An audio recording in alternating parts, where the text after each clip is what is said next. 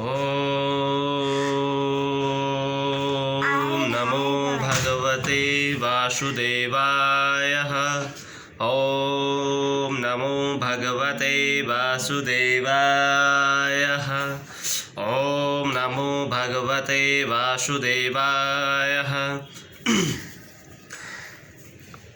ॐ तमेव माता च पिता तमेव बन्धु च सखा तमेव विद्या द्रविणं तमेव सर्वं मम देव शान्ताकारां भुजगशयनं पद्मनाभं सुरेशं विश्वाधारां गगनसदृशं मेघवर्णं शुभंगं लक्ष्मीकान्तं कमलनयनं योगिवृतारजन्यं वन्दे विष्णुभवभयहरणं सर्वलोकनाथम्।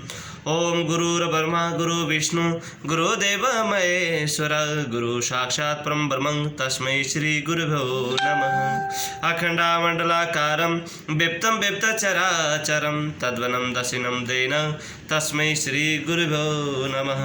बोलो श्री कार्तिक महाराज की जय। बोलो भगवान विष्णु भगवान की जय। बोलो कार्तिक महात्मा की जय। बोलो माता लक्ष्मी की जय। अब मैंने आज 8वां दिन श्री कार्तिक महात्मा का 8वां दिन है जो हम पाठ करने जा रहे हैं। आज 8वें अध्याय में हम प्रवेश करने जा रहे हैं। अब तक हमने आगे की कथा अनेक प्रकार से सुनी। कार्तिक महात्मा के बारे में आपको कई बार मैंने बताया क्या है विधान, किस प्रकार से किया जाता है और इनका व्रत विधान व्रत पूजा करने से क्या फल मिलता है, इस लोक में क्या सुख भोगते हैं, उसके बारे में मैंने आपको ध्यान सुनाया। अब आगे की कथा मैं आपको सुनाने जा रहा हूँ, आप सारे ध्यान देकर सुनी। जिसकी दया से सरस्वती भाव हरि उपजाए, कार्तिक महात्मा का वशिष्ठ लिखे 8वां अध्याय। कार्तिक महात्मा का जो 8वां अध्याय है भगवान वशिष्ठ जी महाराज जी ने लिखा है। इसका अब आगे मैं कथा सुनाता हूँ, आप ध्यान देकर सुनिए। नारद जी ने कहा, हे राजन, अब कार्तिक मास में इस व्रत के उद्यापन का विधि बताता हूँ। अब उद्यापन की विधि आपको सुनाने जा रहे हैं, आप ध्यान देकर सुनिए। व्रती को चाहिए कि कार्तिक मास में शुक्ल पक्ष की चतुर्दशी को व्रत के संपूर्ण फल की प्राप्ति के लिए तथा विष्णु की प्रसन्नता के लिए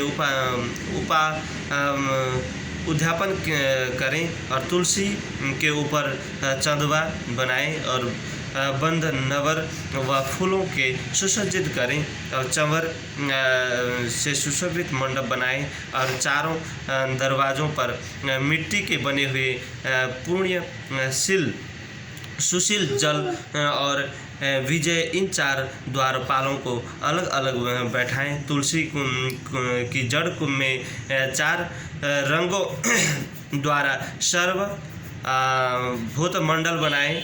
उसके ऊपर पंचरत्न नारियल रखें और शुद्ध वस्त्र से कलश में ढकें। फिर भगवान विष्णु का पूजन करें। और एकादशी को भगवान विष्णु को जागे थे, त्रयोदशी को देवताओं ने उनका दर्शन किया था। कार्तिक शुक्ल पक्ष की एकादशी तिथि को वो जागे और पूर्णमासी तक उन्होंने चतुर्दशी को देवताओं ने दर्शन दिया और चतुर्दशी को देवताओं ने उनका पूजन किया था। इसलिए भगवान विष्णु की उद्यापन पूजा की जाती है। उस दिन समय तथा शांत चित्त से व्रत करना चाहिए। अपने गुरु की मूर्ति बनाकर षोडशोपचार तथा विधि नैवेद्य आदि के भगवान का पूजन करें।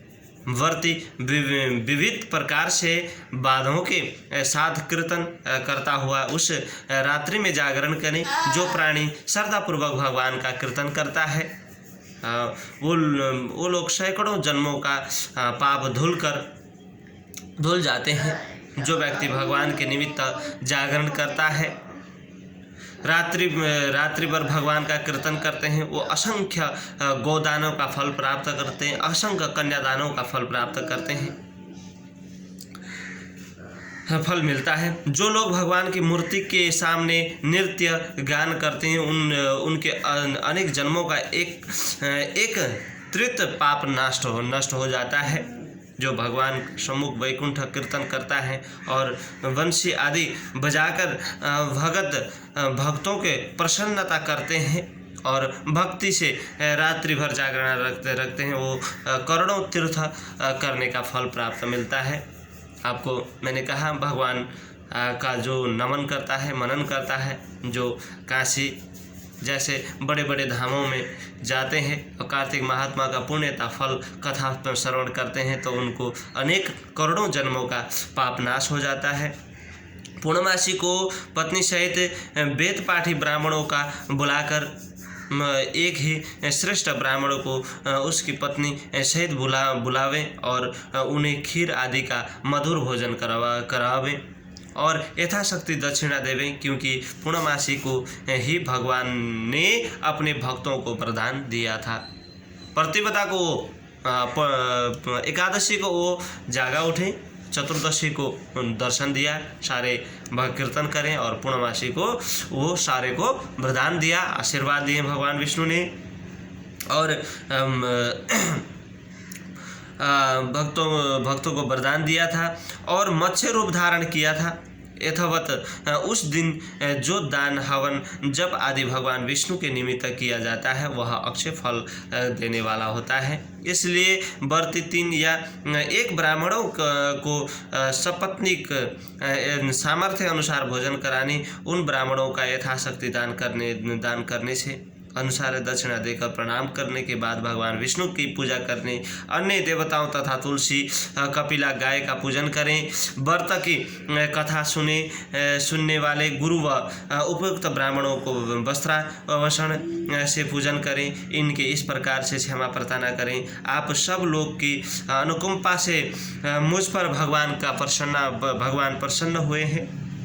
इस व्रत को करने से मेरा 7 जन्मों के किए हुए पाप नाश हो जाएंगे और मेरी संतान चिरंजीवी हो। इस पूजा के द्वारा मेरी सभी इच्छाएं पूर्ण हो। मेरी मृत्यु होने के बाद मुझे अति दुर्लभ विष्णु लोक प्राप्त हो। हे प्रभु, ऐसा कहकर भगवान से प्रार्थना करें। हे प्रभु, आवाहनम न जानामि कीदर्शनम पूजां चैव न जानामि क्षेम्यशो परमेश्वरम मंत्रहीनम क्रियाहीनम भक्तिहीनम सुरेश्वरम यत्पूजितां महादेवां परिपूर्णात् सिद्धेत। संपूर्ण प्रकार से मैंने जो पूजन किया, नमन किया, इसको फल प्राप्त दें और हमारे जीवन में सुख प्राप्त दें। पूजा की सारी वस्तुओं के साथ गाय भी गुरु को दान देवे और तत्पश्चात घर वालों और मित्रों के साथ स्वयं भोजन करें।